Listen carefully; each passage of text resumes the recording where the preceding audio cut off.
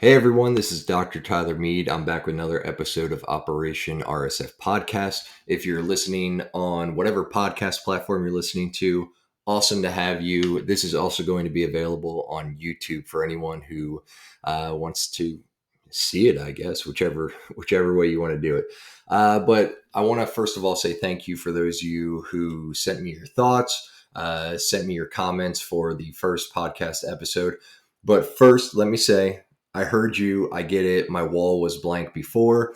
I put up the Bobby Clark jersey and a whiteboard with the University of Oregon decal. So just deal with it. The wall's not blank anymore. I apologize for that. Anyways, I want to give you a couple updates as to what's going on with Operation RSF before we dig into the study. So number one, this podcast is new. Watching it on YouTube, listening to it while you drive or do workouts, whatever it is. So if you have any feedback, you have any comments, if you have any guests that you'd like to see or any topics you want us to cover, please let us know. You can reach out to us by email, going to the contact form on the website, or leaving a comment on the video or on the podcast itself. Upcoming at the end of this year, it should be getting released in early December, is our certification course. So all partners, that's gyms and coaches who are committed to the mission of Operation RSF, who've gone through the process of applying, being interviewed, being validated. They're going to be getting a certification course. It's going to be called the Operation RSF Certified Partner Certification Course, or the CPCC. And it's going to cover 10 different modules. It's going to have the background Operation RSF. We're going to be covering knowledge. We're going to be covering knowledge related to brain science, understanding trauma, how it affects the body, the mind-body connection, which is summarizing all the research that's out there, all the peer-reviewed research covering the impact of physical activity on the body and on the mind and on psychological disorders. We're also going to be going over how to deliver trauma-informed coaching, communication tools from the coach to the athlete, which are the athletes who are going to these partnering locations for help. They're looking to get physically active. They're looking to change from a sedentary lifestyle to an active lifestyle, or they just want to start incorporating a regular physical activity routine to help with their physical and mental health. We're also going to be going over developing a mental health network, which is huge. So let me go over this one a little bit. Whenever you go to a partnering location, if it's one that has a certification up, then you know for a fact it is part of the program. So you'll know for a fact that they have a mental health network developed. That way, if there's any concerns, if you say, hey, I really like this physical activity, I think I'm ready to start dealing with the underlying themes that are causing some of the issues I'm experiencing, they'll already have mental health professionals who are licensed, who are certified, that they've built relationships with to refer you to.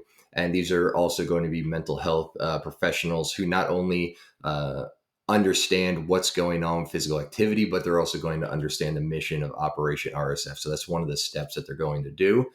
And then it's also going to go over community outreach, which is about hosting events and combating the stigma. So how do you take this knowledge and reach into your local community in order to induce change, in order to open doors to conversations, in order to build relationships that are lasting rather than just some temporary things. And then they're also going over how to train the trainer. So these are gyms or their coaches or their sports clubs. And it's going to go over how do they deliver the information that they just learned for the certification program to their coaches, to their administrators, so that they understand the mission, so they understand how to relate to people. And there's going to be a lot more in that program. Now, you might be wondering, well, why are we doing the certification program? We already have 25 partners around the country with one in Australia. So why now? What's going on? We want to, make sure they all have the knowledge. So we want people who not only are dedicated to the mission, but they're understanding all of the research out there. They understand how the brain works, how the body works. They understand that it's not just things magically happening in your head, but there's an actual physiological effect going on in your head. There's mechanisms that are happening when you're physically active. There's mechanisms happening when you're feeling depression, anxiety, or you're dealing with a traumatic past. So we want them to understand that what's actually happening so they can relate to you, and they can also combat the stigmas because they can help explain to people it's not just in the head. It's not something that's made up, but there's an actual physiological change going on. There's a hormonal change. There's something going on in the body that needs to be corrected or needs to be worked through. Two, credibility. So if they're a certified partner, they have our stamp of approval. That means they've gone through additional steps. Not only are they dedicated to the mission, but they're also willing to take that extra step, go through the certification process. They also build out their local networks. They also have gone above and beyond to make contacts locally in order to make sure that they offer the best opportunity for anyone looking to go through the Operation RSF program to achieve success.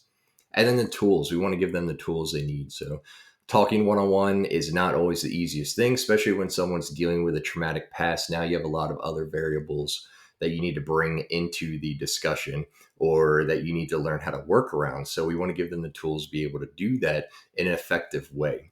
So after the CPCC comes out, we're going to be offering a coaching certification. So these are for other fitness coaches out there who aren't part of a partnering location, or these are coaches within a partnered location that want to get the additional certification. This is going to cover the same modules as the partnership course minus the train the trainer courses. And there's also going to be a few other additional changes, but the same thing. They're going to get an in-depth understanding of what's going on in the mind, what's going on in the body, what happens when you experience traumatic events, how to build relationships, things like that. And that's going to be called the Operation RSF C4, which is a certified coach certification course. We're working on that. That might change its name, but as of right now, it's going to be the C4. The CPCC and C4 will need to be renewed every 3 years. So it's not just a lifetime certification. There's always a new science coming out. There's always new research happening. So every 3 years, we're going to have these coaches come back, go back through the online certification. Maybe once COVID's away, we'll start doing in-person certification weekends where we go over not just all the research with some guest speakers, but we also have some good activities, some good practice for outreach and things like that. So some things that might be happening in the future. Awesome. And then we're going to have the CEO of Operation RSF, Brian Tebow, come out in a couple weeks, and we're going to be going over the athlete program, which is going to be coming up in January of 2022. The RSF athletes will also go through a type of certification program. It's going to be abbreviated compared to the other programs, compared to the coaching program, and it's going to have a greater focus on networking and reaching out to the communities and combating the stigmas, how to host events, things like that. So pretty excited. I'm really excited as the director of research and development at Operation RSF. This is something that we've been working on for well over a year. And man, it feels good to see the light at the end of the tunnel. And then an upcoming event, 25 Days of Heroes. You can find them on Instagram at 25 Days of Heroes. But it's December 1 to December 25th. Yeah, on Christmas, you're going to be doing a workout. But there's going to be one hero workout per day with a huge focus on the story and the history of that fallen soldier. So it's not going to be the usual big name hero workouts. These are all hero workouts named after U.S. Army Special Forces soldiers. These are all hero workouts that sometimes get trumped by the bigger ones like Murph that everyone focuses on during the year. So it's a great opportunity to learn their story, carry their names forward, and it's going to be difficult to do 25 days. But you know what? That sacrifice is worth it to keep their names alive. It's a great opportunity. Invite some friends out. They're going to have scaled versions. They're going to have minimal equipment versions. And this is their third year doing it. So I'm pretty excited to see how it goes. They're also going to be donating the money that they raised to Operation RSF. So it's going to go right back to all of you, go back into our programs and events that we're hosting to help get the knowledge out to all of you, as well as help to get people active and see the change in their life, both physically and mentally. They do have a raffle going on where they're giving away an Ohio bar, which is pretty awesome. Those are some badass bars. I don't know if you've ever used one, if you've ever seen one, but they do have an Ohio bar up for raffle.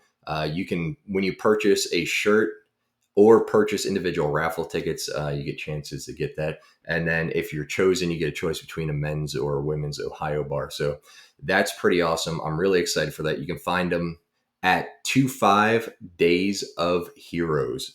So 25 Days of Heroes on Instagram. Check them out, give them a follow, send them a message, letting them know that you're excited about it, you're going to take part, things like that. So moving on, we're going to go into a pretty nice study. I just found this one. It popped up today in my inbox. This was in this month's October 2021 Journal of Affective Disorders. It was done by Hendrickson et al. There's a whole list. So if you look down in the show notes, you're going to see the actual citation for this, as well as a link to the study if you want to read it. But it's a study conducted on the effects of exercise on symptoms of anxiety in primary care patients, a randomized control trial. So they also assess depression, which I'm going to talk about a little bit later. But it's a pretty nice study. But first, what is a randomized control trial? For those of you who don't know, it's also called an RCT. So if you hear anyone talking about RCT, it's a randomized controlled trial. It's extremely simple. It's a powerful tool in clinical research. It's a study in which participants are allocated to different groups randomly. So for this study, they used an online digital randomizer, which is pretty cool. It's just a website. Put all the names or the references, whatever you're using to associate with the participants. You hit randomize and gives you the different groups done just like that. So they had 286 participants that were recruited. Many of them were coming from sedentary lifestyles. And something to note is that 2 participants withdrew due to physical injuries. Number one, the very first one withdrew while cleaning up and moving a bench. And another one was dealing with exhaustion while filling out forms. So looking at the safety of physical activity is actually pretty safe. Not only that, physical activity is extremely cheap and it can be done anywhere. So that's one of the things I really wanted to point out after reading through their study. But they use self-assessed instruments at baseline and post-intervention in all 3 groups. They use the Beck's Anxiety Inventory, which assesses anxiety, and the Montgomery-Åsberg Depression Rating Scale, which assesses depression. The only thing is that these are self-assessments. So it's basically people going through, filling out these assessments, and they're perceiving how they feel. So sometimes that can skew the answers because it's not taking data straight for data sense, if that makes sense. But what they're doing is they're taking an assessment of themselves. So they did it pre-intervention at baseline, and they did it post-intervention. And the fact that they were taking it themselves kind of helps a little bit with that, but it's still a limitation because you're doing a self-assessment. How I feel today isn't how I feel tomorrow. It's not how I felt yesterday, but it's something where at least you can see a trend. So there was 3 groups. There was the cardiovascular group, which was 12-week low-intensity group training 3 times a week for 1 hour a day. And then there was the strength training group, which was a 12-week moderate to high-intensity group training 3 times a week for 1 hour a day. And then the control group, which was 1 physiotherapist session. So the 1 hour training included a 15-minute warm-up and a 5-minute cool down. And the training session included a 12-station circuit with intensities being monitored using an RPE scale, which is a rating of perceived exertion. So they assessed if they're maintaining that low intensity or moving into a moderate or high intensity based on their perceived exertion and going through using that scale, which is something that's been used for a long time. So I trust it. And if you need an example of it, if we're using a 10-point scale, 0 would be I'm sleeping, 1 is I just woke up, I'm rolling out of bed, and 10 is 7 minutes of burpees for time. My heart's going through the roof, and I'm probably not going to be standing up as soon as it's done. Anyways, so what happened? What happened with the groups? Pretty simple to say. Low intensity training group had a slightly larger decrease in symptoms over the moderate to high intensity training group. Very slight. So we're talking like 1 point on the scale. Both interventions had a much larger decrease in symptoms than the control group, on average 5 points, with only a 1 point difference between the two. So how does training influence anxiety? That's it. So we see that there was a decrease in anxiety. There was a decrease in depression in both the low and the moderate to high intensity groups. But how does that actually influence anxiety, just being physically active?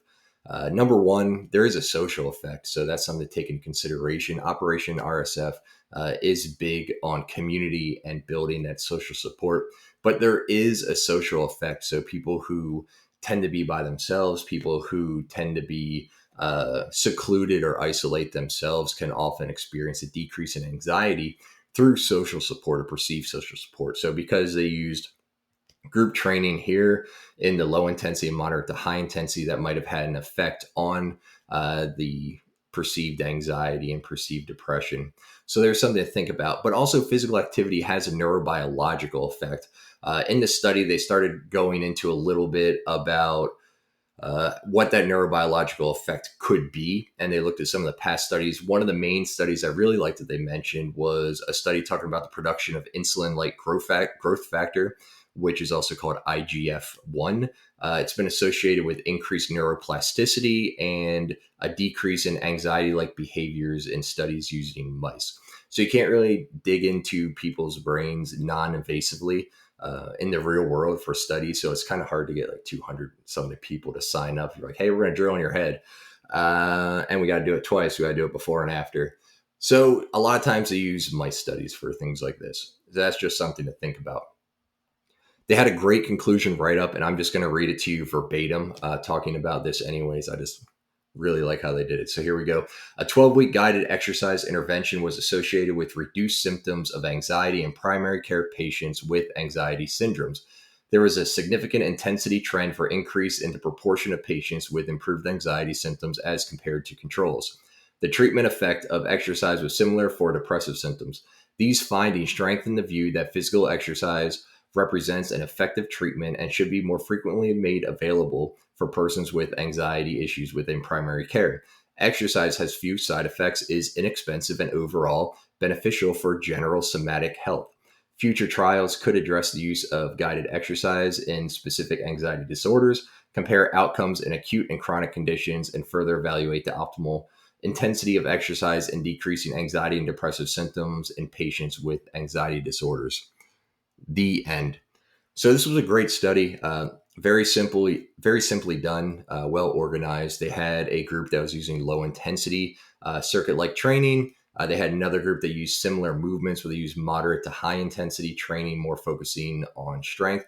And they had a control group, which literally did nothing except have one session with a psychotherapist or physiotherapist.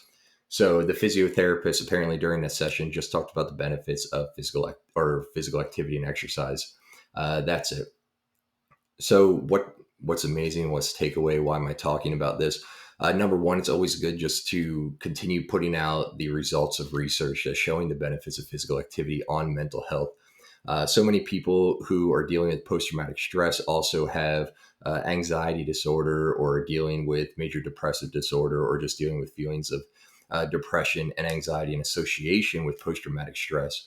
So understanding the effect that physical activity has on depression and anxiety are both beneficial for people dealing with post-traumatic stress or people dealing with those issues in and of themselves. So the more we know, the more we can share with other people and help them realize that there is a benefit to things besides just taking medications. There is a benefit to being physically active, and there is a benefit to moving out of a sedentary behavior into a more active lifestyle.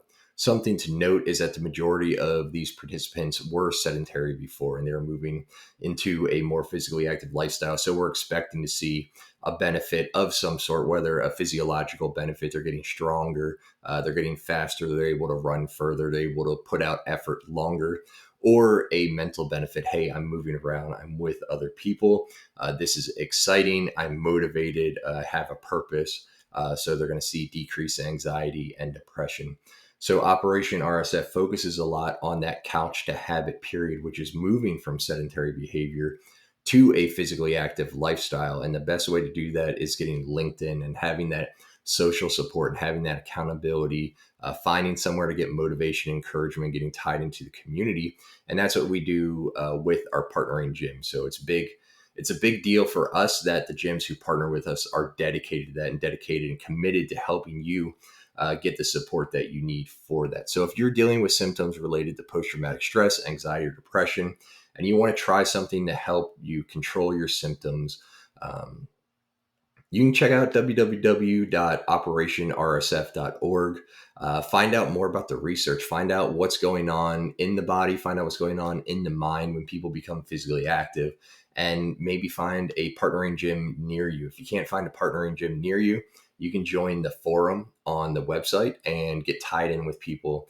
If you come from a military background, law enforcement, firefighters, you're working in the medical field, we also have special groups for all those communities that you can only be in if you can prove that you have the credentials, if you have the background to actually be there.